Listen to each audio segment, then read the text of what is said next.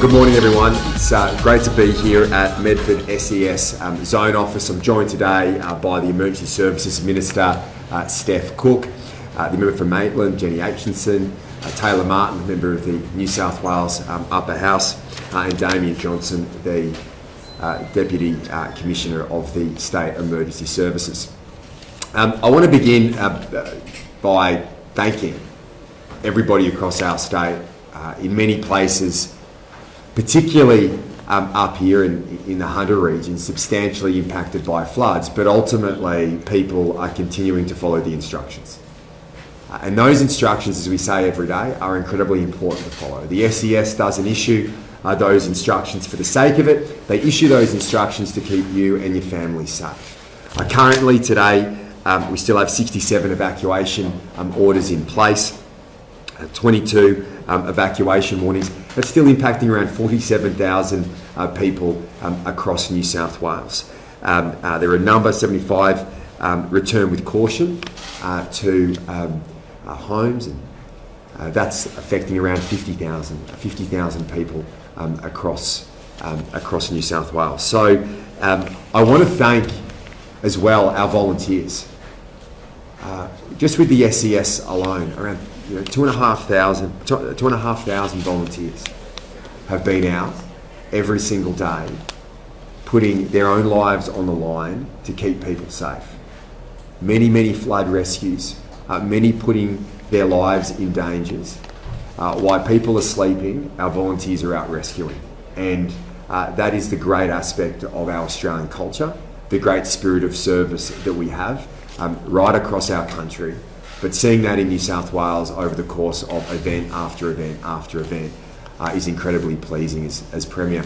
I'm also struck by the amount of interstate support that we've had, and I want to thank Premiers who have reached out to me in terms of offering any assistance that they can provide during this difficult time, as they always do, and as they have done in the past and continue to do going forward.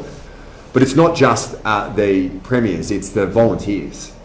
Earlier this morning in Cessnock, I met some volunteers in the SES who had come down from Alice Springs.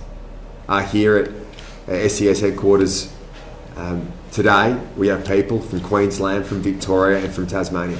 And it's a great aspect of our volunteer network. We have a country that is based on volunteerism, and that spirit of service gets us through these difficult times. I had the opportunity this morning with Minister Cook to fly above Maitland and Singleton and Broke and see the extent of the damage from above and the enormity of the challenge in front of us, not just for local communities but for governments, to make sure we get our communities back on track was not lost on me. It's going to require, as it has in the past, a major effort, but I'm seeing that effort already. Seeing the operations centre that's already been established, the coordination that we see right across government agencies, from RFS to our police, our SES, departments of justice, local councils, everyone working together to make sure that the response is strong, to make sure we get our communities back on our feet as quickly as possible is incredibly pleasing. They are aware, as we are aware, of the challenge that lies ahead. But let's not forget, through every single challenge that we've had in the past, we've got through together as a community. And I know it's going to be a journey, but the government will be here side by side every step of the way to get everybody through it. You could see from above the challenges of areas that have been isolated, and that can be incredibly challenging for many. I know that our emergency service teams and our volunteers are doing everything they can to provide care and support for those who need it during this difficult time, and they'll continue to do that. Evacuation centres are open. Those operations centres have started. Talking to the Resilience New South Wales team that was there today, those centres will then be established shortly. That will then be able to provide that support for people in this region as right across the state. But what we've seen during this time is that coordination has been crucial. Australian government, state government, councils, all working together to get people through. It's been very pleasing to come up here and see at this stage where we are at. And perhaps we've learned a lot from past experiences, but I just want to thank those teams at all levels of government, but particularly our volunteers. We could not do what we do. We could not get our communities back on our feet without this extensive volunteer network that we have that is so unique to Australia. To have 2,500 volunteers in the last week alone being there on the front line, looking after people day in, day out, is such a wonderful thing about our country, and that we should all be very proud about. There is no country in the world that has what we have in terms of that spirit of service, that high level of volunteerism, and that people will put their own lives on the line to get other people through. And I think that's a wonderful and phenomenal thing about our state, and it's something I'm incredibly proud of. I'm now going to pass to Steph Cook, who'll provide an update from the emergency services perspective. Then Jenny Aitchison will speak as the member for Maitland. That was an extract from this morning's media conference involving the Premier New South Wales with the latest on the severe weather system that impacted Sydney and the surrounding areas. Bureau of Meteorology New South Wales has issued a top priority severe weather warning for damaging surf. The warning is for the Hunter, Metropolitan, Illawarra, South Coast, Mid-North Coast forecast districts. Damaging surf developing along the New South Wales coast from Sunday.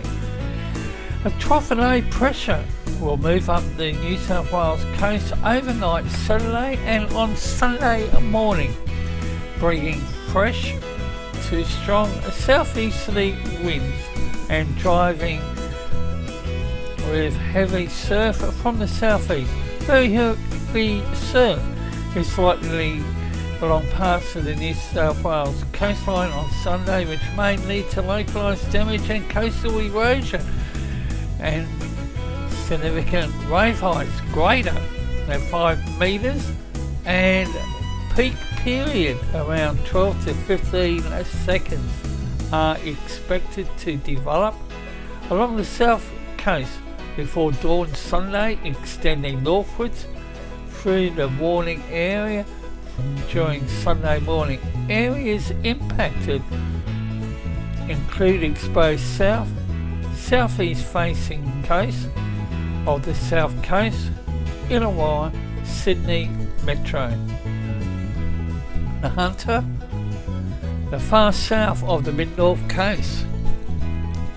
Beach conditions in these areas could be dangerous and people should stay well away from the surf and surf-exposed areas. Locations which may be affected include Newcastle, Sydney, Wollongong, Batemans Bay, Ena, Marua Headlands, Naroomba and Mirambuda.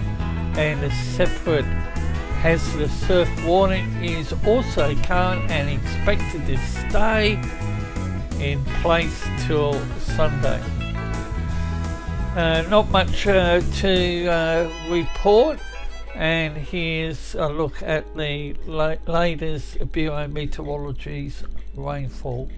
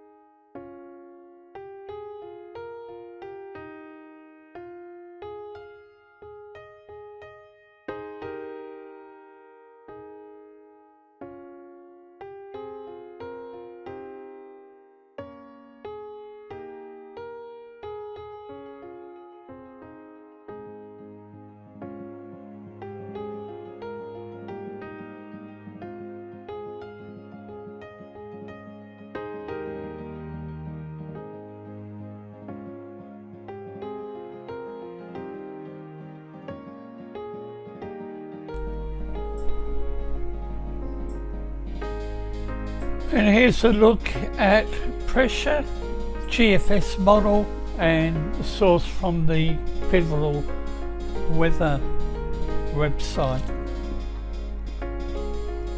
We continue to bring the latest information via our automated streaming service, which is currently live on the channel.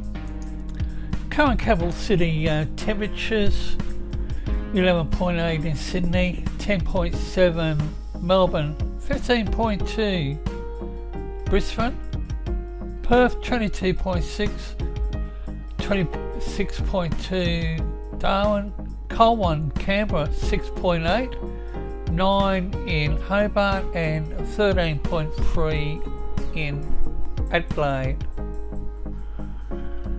And shortly I'll look at the total precipitation.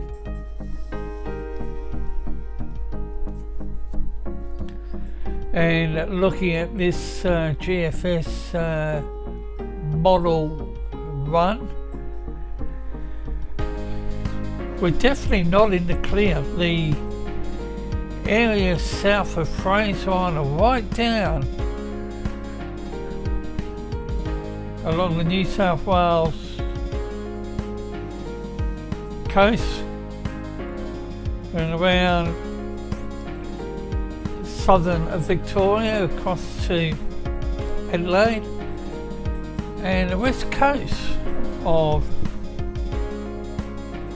Tasmania. However, New Zealand is going to be hit hard over the next probably 10 days. Look at the sea of yellow. They really need the rain for their dams, but this is unbelievable. 4 to 13 outlets currently on the screen. And the 4 to 13 AU does have its own local Discord server. We're yet to launch that. Bye for now.